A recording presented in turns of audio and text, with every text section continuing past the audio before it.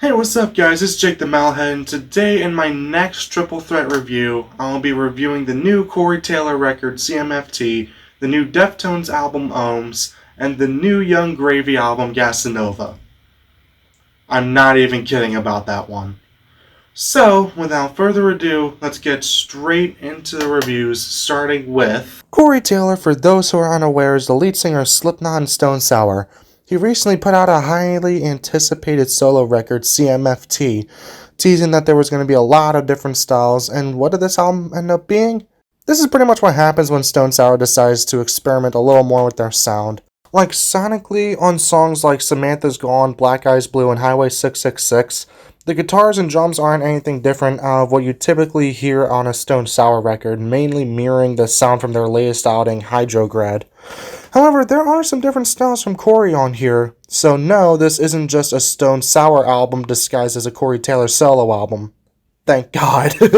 Like on the song Highway 666, it starts with a grandiose beginning and then goes into an old school country acoustic riff a la Devil Went Down to Georgia vibes. The song Mane Lux is a swing song with heavy-ass riffs. Halfway down and home give off 70s classic rock vibes in the way that it's played. The Maria Fire is as blues as you can get on this album. And CMFT Must Be Stopped is a rap rock song featuring Kid Bookie and Tech 9, which I think is pretty cool. The only real criticism I have for this song is on Corey's verse.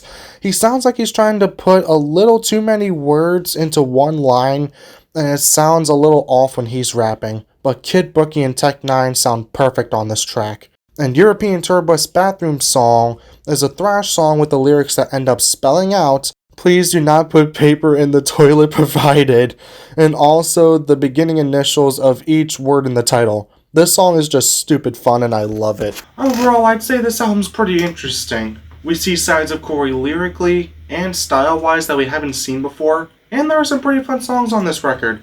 While this is by no means his best work, nor is it personally for me album of the year material, it's still a pretty good listen front to back, and there isn't a song that I would outright skip. So therefore, I give CMFT a 7 out of 10.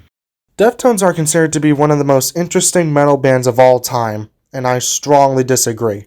No, I'm just kidding, please don't kill me!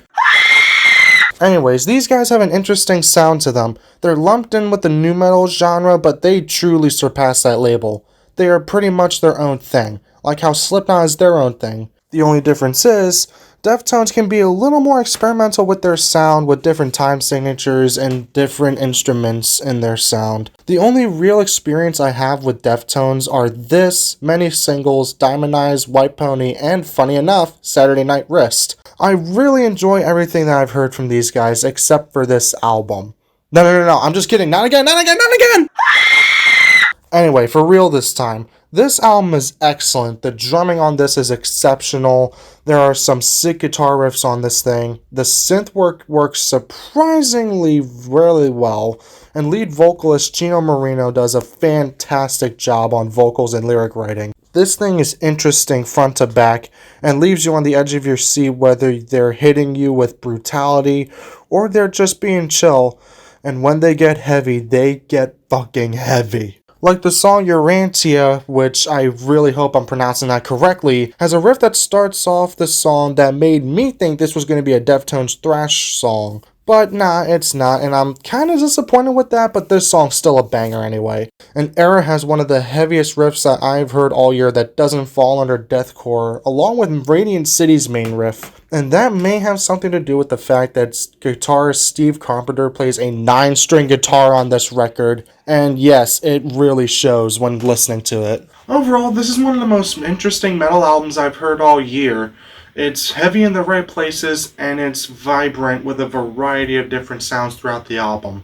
This is definitely going on my best of the year list, but for me personally, it's still going up against Trivium, Lamb of God, and Code Orange for that number 1 spot, as well as Seven Dust when they release their album in a couple weeks. Which reminds me, Seven Dust, Chevelle, and Dead, release your fucking album so I can talk about y'all properly, please!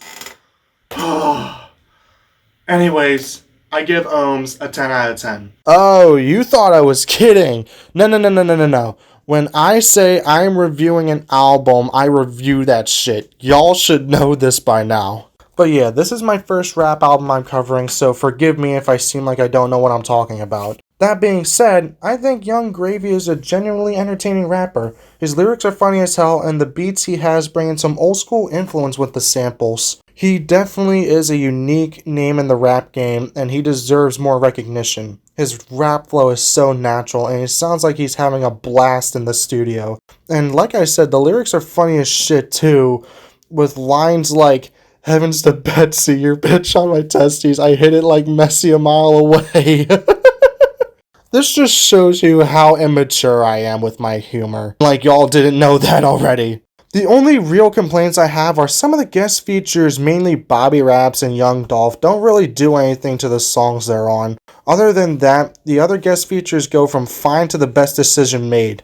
Chief Keef features on 2 songs, which is fine because the amount of auto-tune on that man's voice made me laugh alone. But Baby No Money on the song Whole Foods and Jack Money Bean was the best decision for that song.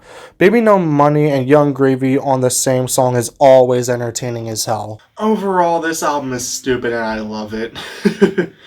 The lyrics are funny as shit, the beats are entertaining, and the overall vibe is just awesome. Every song made me laugh my ass off at least once, and I had a smile on my face the entire time I was listening to this album. This is the exact type of happy, no fucks given album we need in such a shitty year like 2020, so therefore I give Gasanova a 9 out of 10 and fuck 2020.